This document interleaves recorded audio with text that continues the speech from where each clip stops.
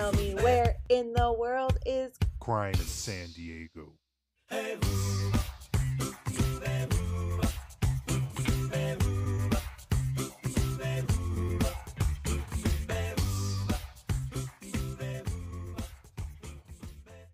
Welcome back to another episode of Where in the World is Crime in San Diego?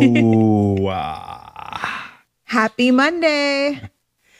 I hope you guys had a chance to listen to I Don't Like Mondays, where we talk about Brenda Ann Spencer and her being the first female elementary shooter in modern history. Yeah, So- I was really shocked to learn that myself.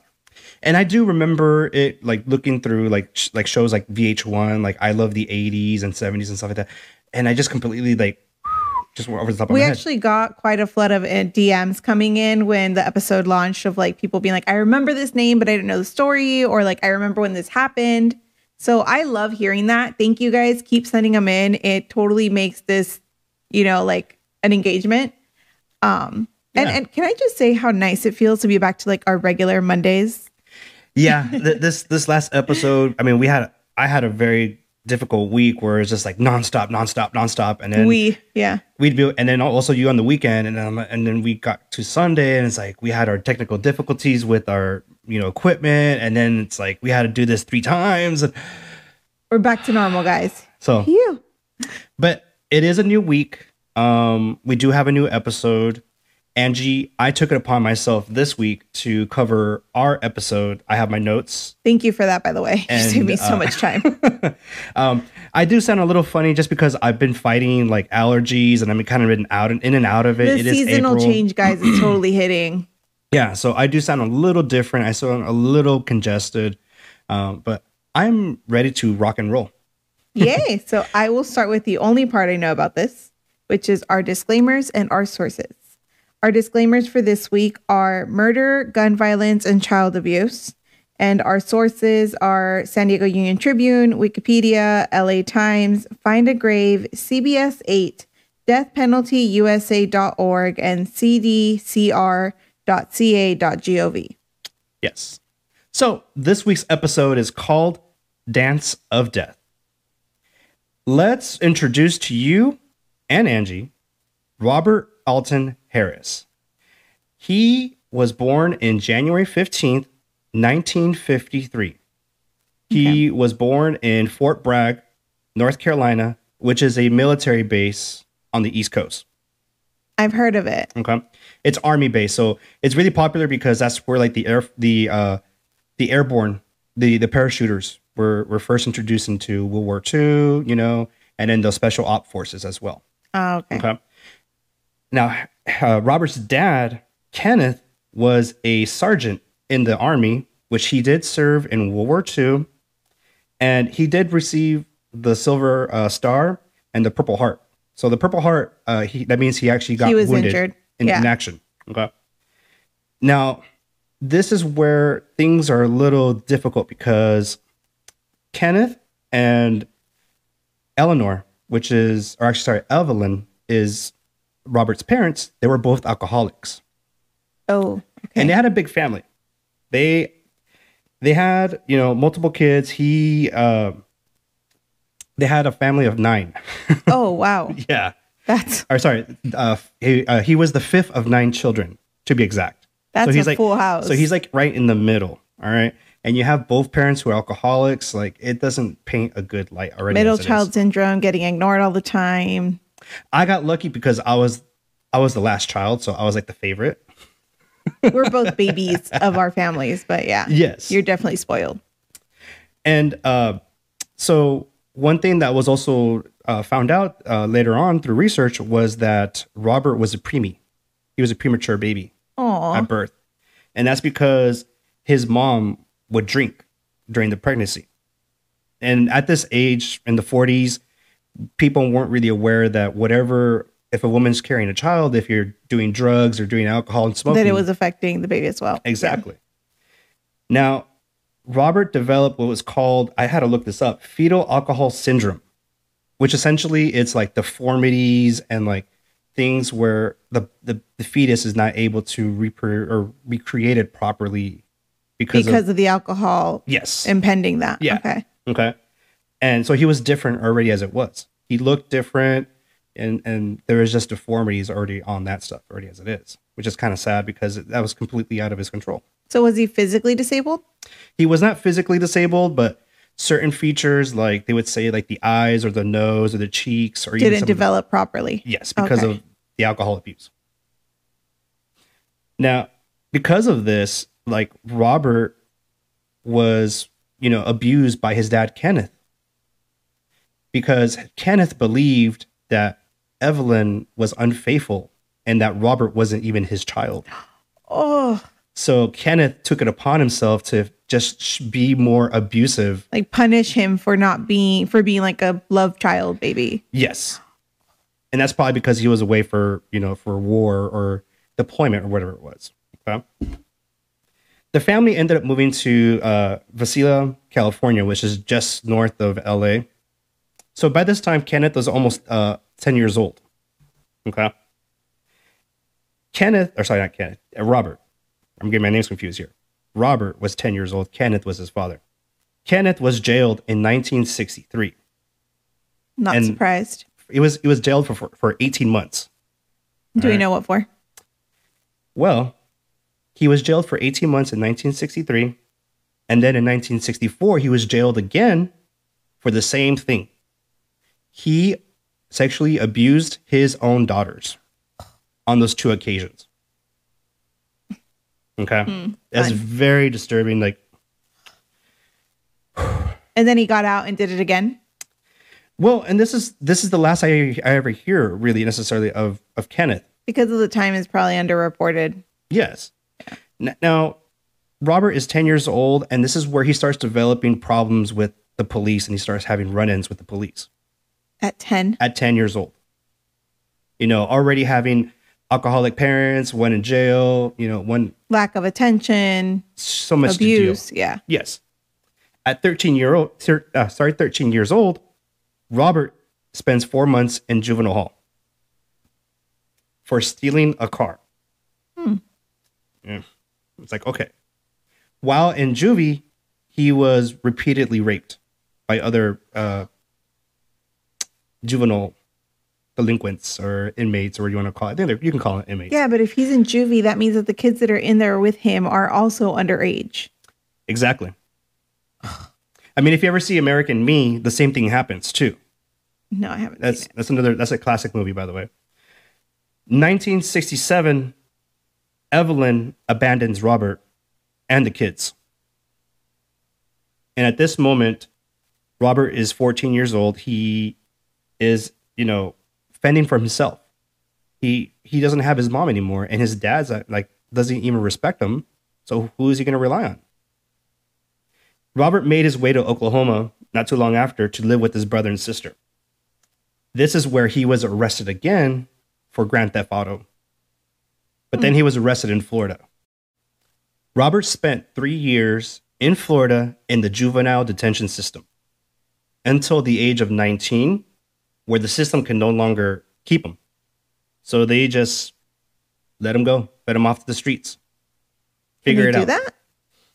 I've heard of places doing that where you hit a certain age, like a lot of times it's 18 now, right? You hit 18 and it's like, okay, you're not a juvenile detention anymore. You can just get out of here. I mean, this is back in the 70s. Yeah. Okay. I keep forgetting that the time part. Okay. So things are a little more different. Although I don't know if things are different now. So never mind. I don't know if that would change anything. Slightly. So he turned 19. The system let him go. And he came back. He came actually back to California. But he set shop in Chula Vista, your hometown. Oh. Whoa, hold on. So in June of 73, Harris got married. Boo, wedding bells and everything. Who's Harris? Harris. Robert Harris. Oh, right. Our suspect. Yeah. Okay. He got married. And they had a son, Robert Jr. Oh, God. Okay. Who was born in October 74. All right. Okay. So they were moving real fast.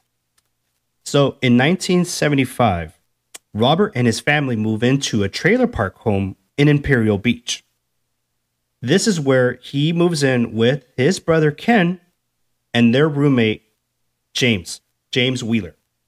Okay. One day, James and Robert get into an altercation at home. Robert ends up beating James to death. That escalated quickly. It did. Robert claims that he was just protecting his wife, but through the investigation, it was later known that it was just an unprovoked attack. I was going to say, I'm like, with his history, it's kind of hard to buy that. Yes. Okay. So Robert was in prison for manslaughter in San Luis Obispo and paroled in 1978. Okay. So about 3 years is what he spent in jail for killing manslaughter. someone? Exactly. I mean, this is 1978 that we're talking about. He took someone's life, though. 3 years? Well, I would figure that it would be a longer sentence, but it doesn't make any sense to me. And with his record, yeah, I would have expected a much longer sentence. Yes. So while in prison, his wife divorces him. Shocker. And then that's the last I could really ever find of her. So I'm like, okay, I don't blame her. Gone. She probably changed her name and like redid her life. She's gone with the wind, essentially. Okay. I just. This is where we start taking you to what I like to call the day of the crime. All right.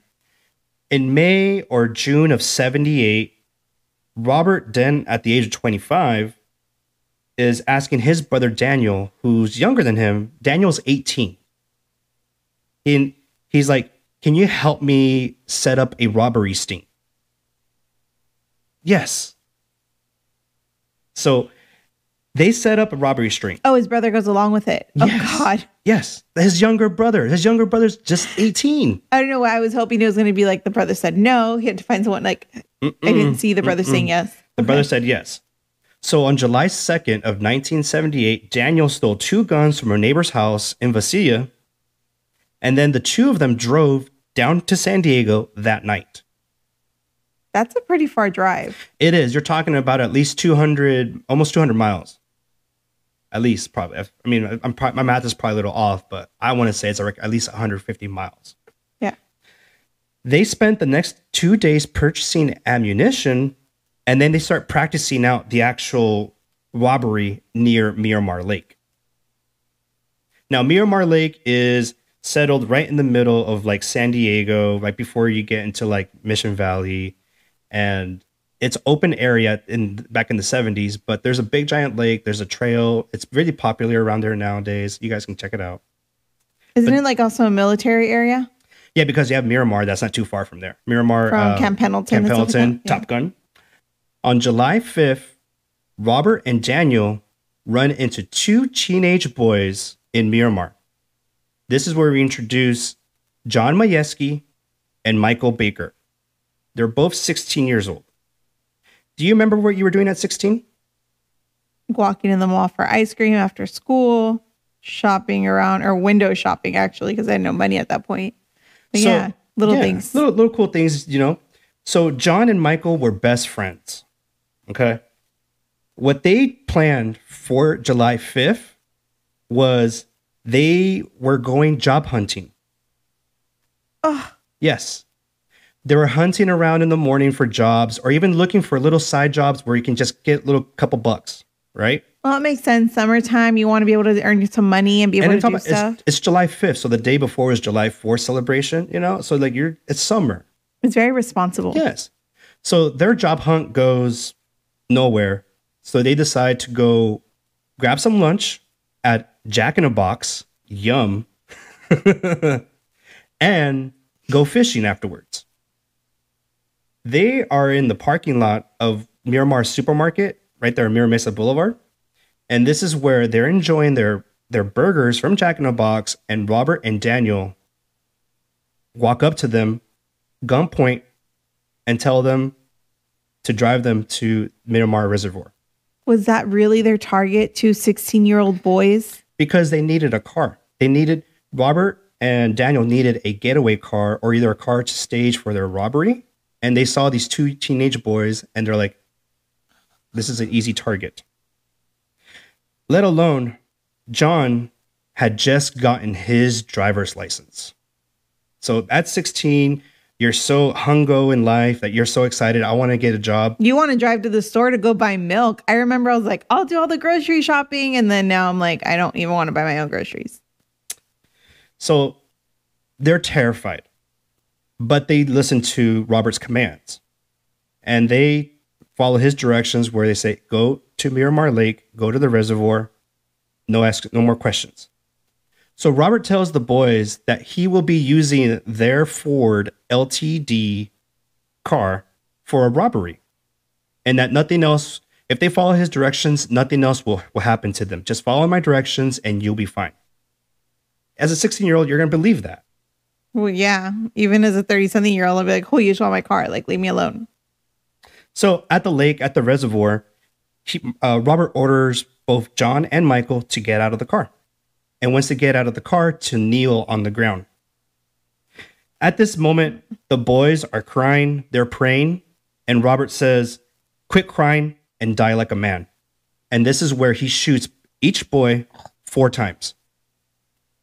He ends up shooting John, who was the driver, in the head and in the back. And then he's able to shoot Michael in the back, through the chest, and into the stomach. Very execution style. Very disturbing, no remorse at all. Like, it's just cold-blooded. I mean, I can't think of what a monster. Ugh. Now, if it doesn't get any worse than that, this is what happens after they get back into the car and drive it to Robert's residence in Miramar. They finish off the leftover burgers of the boys. Are you serious? Yes. And through all that, Robert was going back with his brothers saying, oh, I just killed these boys, kind of just like claiming it and being so proud of almost like committing gloating the crime. About it. Yes, there you go. That's the word I'm looking for. Bloating. Yeah, exactly. Now, an hour later, both Robert and Daniel decide to rob the Mira Mesa branch of San Diego Trust and Savings, which is located on the other side of the street of the Jack in the Box. And literally back to the scene of the crime. Yes. They robbed around under $3,000, or just around $3,000 is what they robbed from the bank.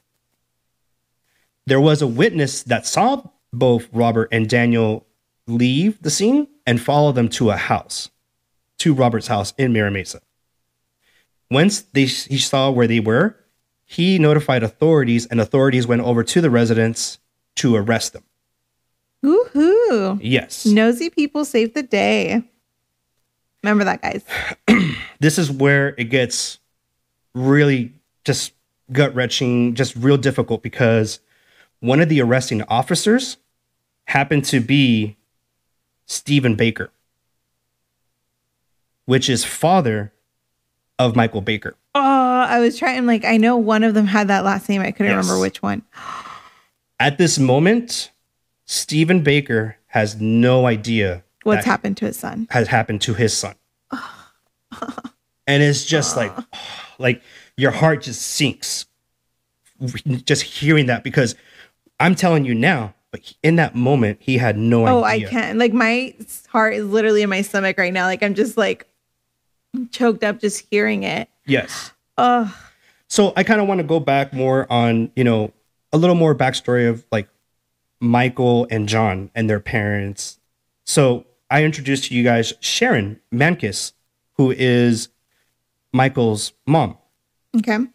Now, Michael's mom divorced from Stephen Baker, and she remarried, and she married Sam Mankis. Sam had 3 children of his own before marrying Sharon, and then Sharon had 3 kids, one being Michael and 2 other siblings, which one was another girl, and 2 girls and a boy. It was him, okay? It's funny because through the investigating and research, she called her family the Brady Bunch. Aw, because they were blended? Yes. That's so cute. They were blended and everything. So the morning, July 5th, Sam and Sharon decide to go to the beach for a day of fun. And John and Michael were going job hunting. And, cell phones are not around. And it's like, okay, I'll see you when I get back. Sam and Sharon are coming back home, and they happen to live on the street near where Robert and Daniel were arrested. And they had no idea what had happened. So they like drove past the commotion, or they saw it, but they had no idea that it was even connected to them in any way? So their street was blocked off. There was a police officer. He's like, hey, what's your business? Is like, this is where I live. Let me see your address. Okay, go home. And they're like, oh, okay, something's happening. And then they're at home and they get a knock from the police. And they're like, can we see a picture of your son? Can we see a picture of the car he drives? It's like, yes. Well, this car was used in the robbery. So at that moment, Sharon's face just like drops. Like, where's my son? We don't know. We don't know where he is. Sam leaves the house and starts going around the neighborhoods, around the streets to go find Michael. Sharon lives not too far from the Mayeski's residence. So she walks over. In the process of walking over, she runs into John's mom, Kay or Catherine. And at this moment, a couple of hours have gone by, and the police walk up to the parents to notify them that both Michael and John's bodies had been found. And it's you just think to yourself, this can't be true. Like, I cannot believe this. And she is a wreck. They're both just... Well, I can't imagine. One, they're 16, still in high school. And like, they were out looking for jobs. It's not like they were like troublemakers, or you can kind of see it, or you expected it, or... Yeah. So it, then the details of like that they were shot and executed, and that, it was the people responsible were the ones in the robbery, which happened to be Robert and Daniel themselves. So, speaking about John, finding some of his information, it was kind of difficult. I couldn't really find too much other than that he attended Mira Mesa High, and that when you look at his picture, he looks kind of like a surfer or a skater, like a California boy, a typical California boy, blonde hair, blue eyes, just in the prime of his life. And then you look at Michael, and Michael looks the same, but his is more of a strawberry blonde. Oh, okay. Okay. And Michael was described as, sensitive, quiet boy, just interested in girls. At that time, like, you're 16, so yeah, obviously every 16-year-old is interested in someone. Someone, right? And then he was excited about getting his license as well. And Stephen Baker, his father, he's quoted to where, I wish things could have been different, because it appeared to him that Michael was interested into becoming a police officer just like himself. Aww. And that this was just taken away. So he would never... Well, any dreams he had of any future were taken away, regardless of what he wanted to do with his life. But yeah, I think his dad is a cop, and like being out there to protect others and to not be able to protect your own son, like I imagine that carries some weight. It totally does. But if it couldn't get any more tragic, it does. So it's been 5 years since Michael had been murdered. And his younger sister, Tammy, was 17. And it was a day before her 18th birthday. And she passes away in a motorcycle accident, again, within miles of their home. Oh my God, this poor family. Yes. And what's really interesting too is that his sister was at the bank that Robert and Daniel had robbed on that July 5th in 1978. So she was inside the actual bank. She was 12, 13 years old at the time. What was she doing? I don't know. I didn't even step foot in the bank on my own until I was at least like 17. She was by herself? Yeah. She was by herself at the bank, and she happened to be there when the robbery happened. Oh, wow. Which is like, what kind of coincidence? Yeah, like full circle moment of like everything tying in. It is just wild to even think. That's so weird. So Sharon is quoted to say, 2 children, two in one lifetime. It makes you wonder, but I believe that what doesn't rip you apart makes you stronger as a family. I mean, that's hard to say. It's really difficult because it's like her 2 own children are gone, and all that she's left with is just one more child, which happened to be another daughter. But not only that, but they were taken so young and so senselessly. Like, it wasn't. The accident you can't avoid, but it just almost seems like it's on purpose. Yes. So then, all this tragedy, and, you also have Catherine Mayeski, who is looking for justice for both these murders. Both of these teenage boys were killed. And before I get into, what happened to Daniel and what happened to Robert, you always think, like, is justice going to be served back in any way? I feel like half the time it's not. You're absolutely right. And in Catherine's case, she was quoted to say, "I wish to stay alive long enough to see Robert executed." That is the only thing that she wanted to see. Now, which, to be honest, his luck and with the way the system is, like, if he only did 3 years for murdering someone and beating them to death, which is manslaughter. You're right. What is he looking at for execution? Like, he already had a track record that was insane. He spent more years in jail or in the system than he did out. Exactly. So let's start with Daniel. Daniel was convicted of kidnapping and sentenced to 6 years in prison. Only kidnapping? Yes. He was released in 1983. I found this out, that now in today's world, if you and I commit murder, but I'm the one that actually shot or killed the actual victim because you were present. Yeah, you're an accessory. Exactly. I get blamed the same. Not until later that was the ruling. Back in the 79, 78, whatever. No. If you didn't pull the trigger, you didn't get You did not get the full. Okay. See why I have trouble having faith in the system. Robert faced charges of auto theft, kidnapping, murder, burglary, and they also filed robbery charges against Robert in the U.S. court. Like, so it wasn't just like county. Federal court. It was actual federal court. Yeah. Ruling for the robbery, which is like, oh my gosh, like, because it's a bank. Yes, because it is a bank. So he's like, oh wow. So Harris pleaded guilty to the federal charge of robbery and faced 25 years. Finally. All right.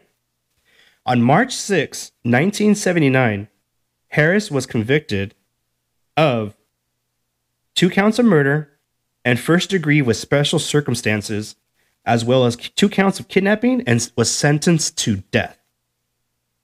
Finally. Yes. If they gave him more time for a bank robbery than for murder, I would have lost it.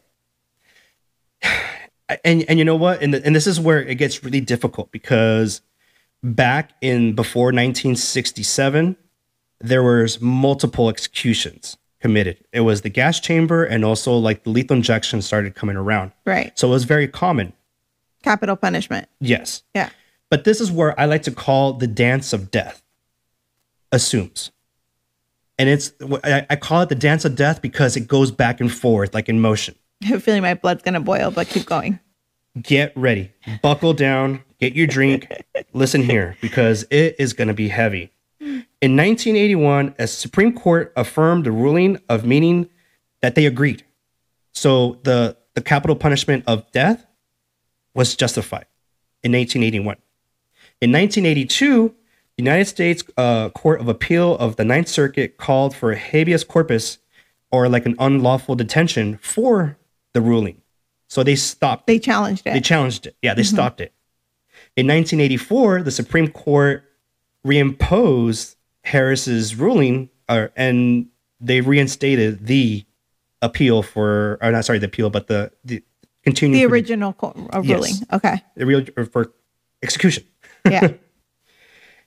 In 1990, the federal court judge, John T. Noonan Jr., issued a stay of execution, meaning to stop the execution, to halt it. I had to look up what stay of execution mean. And it's like, no, you don't get to stay here. Like, no, it stops. Yeah. All right. They argued that his childhood upbringing is what caused all this to happen. Like a chain reaction where it was out of his control. It wasn't really his actual judgment that was being impaired. And it's just like, oh my gosh, like, no, you still can't, no. He was a grown boy at this point. So at this moment, Harris was set to be executed on April 21st, 1992 at San Quentin Prison, which in California, that is the top house, the top gun Max house. security. Max security. You're like death row inmate. That's where you go. On April 17th, there was an appeal for clemency, for a pardon from the state governor, which happened to be Pete Wilson, who was a former mayor of San Diego County during the actual murder and robbery of Robert Harris. And he filed for a pardon? No, Robert Harris attorneys filed for a pardon with the governor. Okay, with the governor. The governor of California at the time was Pete Wilson, who was the mayor of San Diego. So he was familiar with this case he was very familiar. And this was a live TV, announcement. And he says, as great as is my compassion for Robert Harris, the child, I cannot excuse or forgive the choice made by Robert Harris, the man. Amen. He walks away and he does not talk to the press. So he did not say, I give you clemency. He's like, nope, you're going to stay. A man with a brain. I love it. On April 18th, District Judge Patel issues a temporary restraining order barring Harris's execution. Oh my God. People need to stop getting in the way. She considered it was unconstitutional and they were just challenging the gas chamber execution. So do they prefer the lethal injection? Well, wait, there's more. On April 20th, the Supreme Court vacated the Ninth Circuit appeal, and they're like, no. Essentially, the execution continues. Your appeal is not valid. Okay. Not any good. Get out of here. It was like a 7-2 count for the execution with the Supreme Court. All right. Now, if you lost count of how many times we've gone back and forth, this is the third time in the last number of days. Feels like more. Yeah. Is this what sports feel like? The anxiety of I need to know who wins. Yes. Yeah. This is exactly the same feeling. Later that evening on the 20th, the Ninth Circuit returns another stay of execution. And it stops again. I need people to mind their business. The fourth time. That same night, we're talking about late in the hours of this is 12 o'clock midnight of the 20th. This is like in the TV shows where you see that people don't sleep and they're just on their phone waiting for the next call. This is what's happening, right? The Law and Order episodes. Oh, yes. The Supreme Court issued another per curiam decision vacating the Ninth Circuit decision, saying no, what the execution continues, and that's that. Okay. On April 21st at 3:49 a.m., Harris was strapped into the gas chamber chair. And then seconds before the actual execution, oh my God, Ninth Circuit Judge Harry Ferguson had a stay of execution for the fourth time. So it stopped again. 2 hours later. So did he sit there strapped for 2 hours in a chair? No. So what happens is in the gas chamber room, there is a viewing area for press and those of the victims. Mm-hmm. And you're sitting, watching around the chamber. Right. Behind that wall, there's 2 cells that are open. There's a cell where it's the person being executed, and then a person appointed by, it's either a priest or someone very close. That's a priest level to the person being executed behind there. For like the final. Yeah, and in that room, that's where you get your final meal. Okay, so he was strapped in the chair, got taken out of the chair, and put back on that cell. Okay. All right. 2 hours have gone by, and then the Supreme Court came back and they vetoed that stay, and they are quoted to say, "No further stays of Robert Alton Harris execution shall be entered by the federal courts except upon order of this court," meaning the Supreme Court has the final ruling. If he's not going to get executed, it's going to be coming from the actual Supreme Court. So they like put their like foot down, or like, what's it called? Like that thing. The gavel. The gavel. They put the gavel down and like, no, this stops now. I could just imagine someone going like. I know that was a lot to take in, but oh my gosh. Like this is why it's called the dance of death, because it's going back and forth. Yeah. At 6:01 a.m., Harris was escorted into the gas chamber. The execution order was given at 6:07 a.m. Harris died at 6:21 a.m. His body was removed from the chamber at 7 a.m. and then was taken to the funeral home at 8:15. So they weren't playing around. They were ready for this. It actually happened. While all this was happening, there was family members. There was media that, you know, they're there through the wee hours of the day, of the night, into the early morning. And one of the people that was there was Stephen Baker, father of Michael. Yeah. And there's a moment where Stephen and Robert locked eyes, and Robert like mouthed it over to Stephen. He said, "I am sorry." And that was like the last thing he said from the gas chamber. I mean, I've heard others that have absolutely no remorse. So I guess some sort of sign is nice, but what he did is completely unforgivable. Well, one of the very last things that happens, like I said, there is a last meal and then also your very last words. Because through the gas chamber, they cannot hear you. So the person that says the last words is the warden. Yeah. So let's start with the last meal. His last meal. I was being such a fatty. I'm like, do you know what his last meal was? Yeah, I had it right here. For his last meal, he requested that he be given a 21-piece bucket of KFC, Kentucky Fried Chicken, 2 large Domino pizzas, a bag of jelly beans, a 6-pack of Pepsi, a pack of cigarettes, and then also ice cream. Damn, fat boys go to heaven. Fat boys go to hell. Yeah. And then his final words, which were recorded by the warden, Daniel Vasquez. "You can be a king or a street sweeper, but everybody dances with the Grim Reaper." That's what he said as his last That's what he said as his last words. But later he got that from a movie, which was like Bill and Ted's Bogus Journey. And the quote was from the Grim Reaper in the theater. And he says, this is the actual quote from the movie: "You might be a king or a little sweeper, but sooner or later you dance with the Reaper." That's the actual quote that he wanted to say. Yeah. But either way, it's like, yeah, no, it doesn't quite sit right.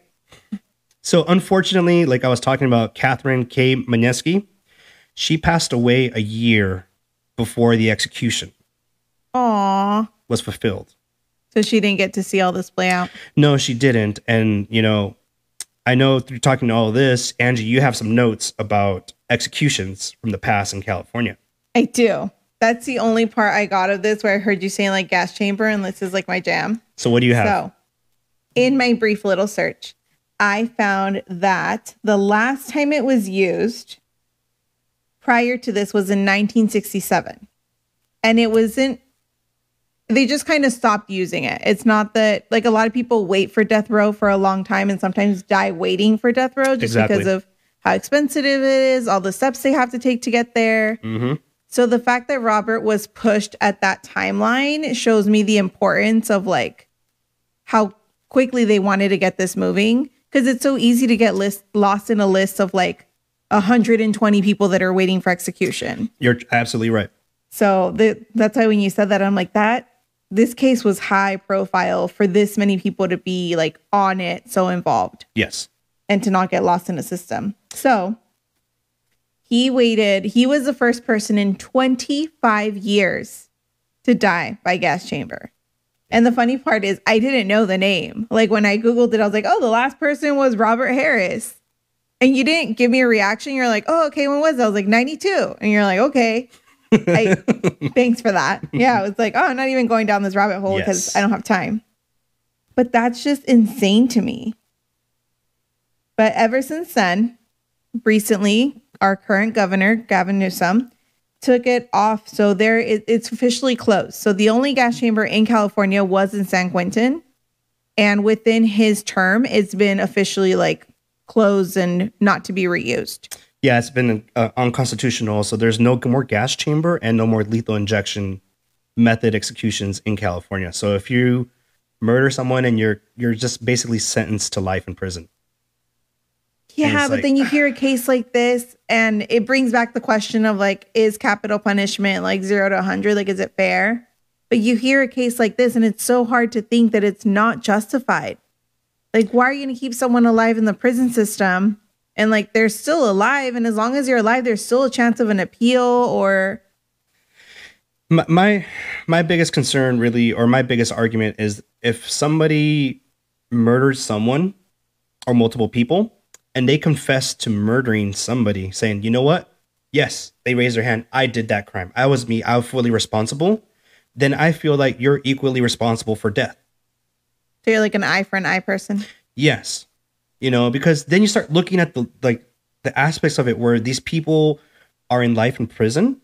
Our tax money is making their living situation more comfortable than yours or ours.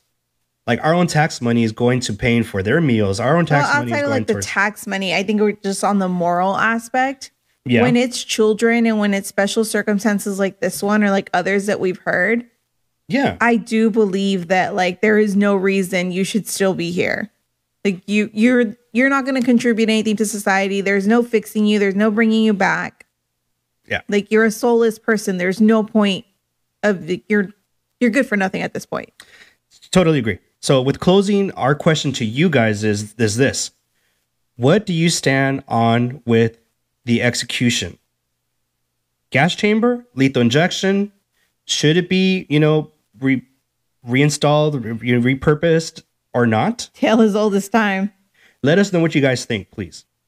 And with that said, we're paying our respects to both these, James Wheeler, John Mayeski, and Michael Baker for their untimely death because they did not deserve any of this. And, this monster took 3 lives, and it still took time for them to get him off the streets. Exactly. So if they had given him more times for James Wheeler, they would have saved 2 lives of 2 very young boys. This is why I have such a problem with like believing in the system. All right, guys. So you guys might have noticed we have a cute little decorations added. I added my little Lego Belle because she's cute and I love Belle. And you have a friend over there. I like birds. I like my duck. Yeah. For those that don't know, he also has a cockatiel. Yes. Named Kevin.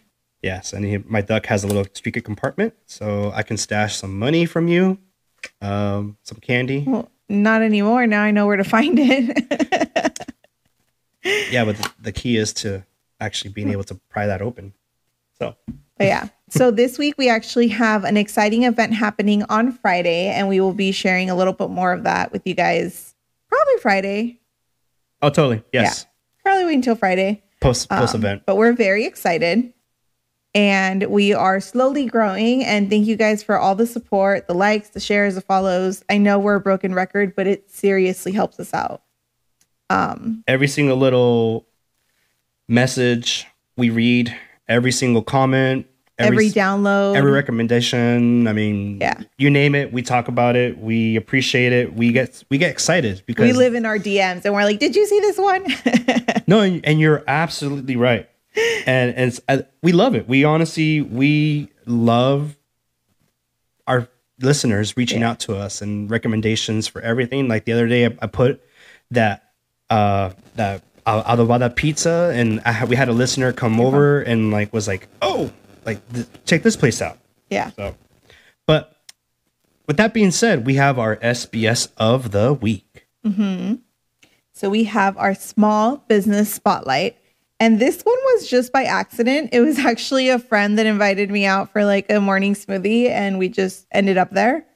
It's called The Nutrition Place, and it's on 3rd Avenue in Chula Vista. I know we talk about them all the time. Honestly, I don't even think that we've like scratched the surface of how many small businesses. Like, it's literally all small businesses there.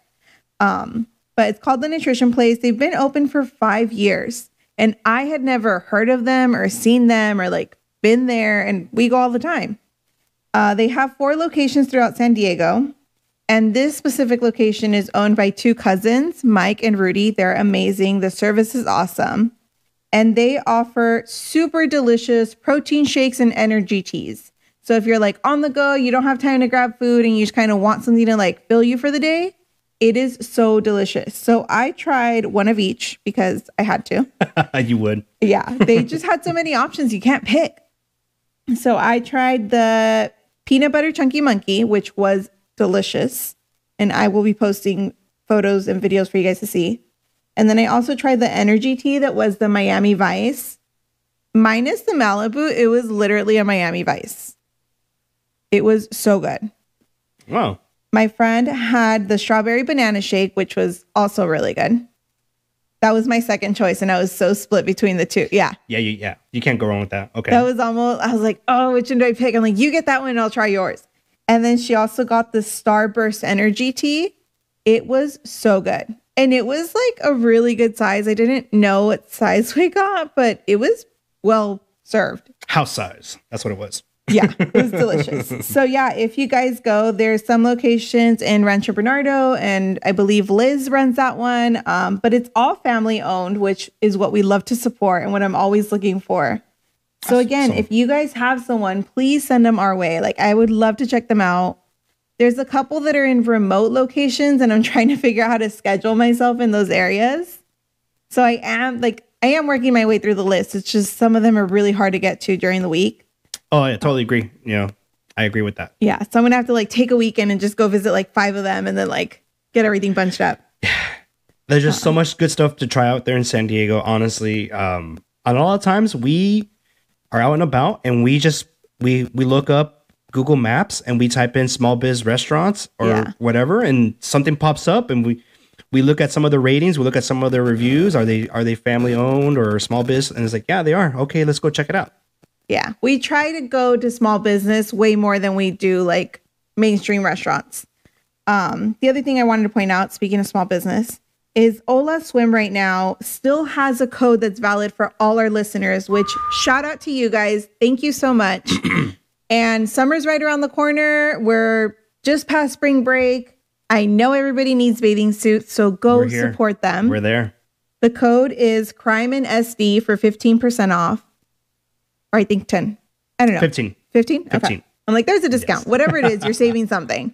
And they also have a project right now called Kickstart, where they will give you a discount for kind of supporting them with their new line. So any donation you make, big or small, helps them out.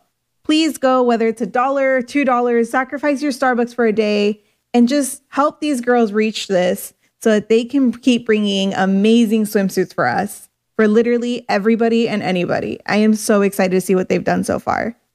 Yeah. It's bikini season. So go check out Ola Swim. They're right there in Barrio Logan. They were huge influencers with the Chicano Park celebration. Yeah, so, they were. We weren't there, unfortunately. I mean, I would have loved to gone, but it didn't work out. Our schedules didn't line up with it. But I was able to see their social medias, and oh my gosh. The next event, we will be there for sure, though. I'm already like, I'm having FOMO from not going. Yes. So yeah, guys, make sure you stay tuned every Monday for your next dose of Where in the World is Crime in San Diego? Till then, catch us on the next case. And in case we don't see you, good morning, good afternoon, good evening, and good night.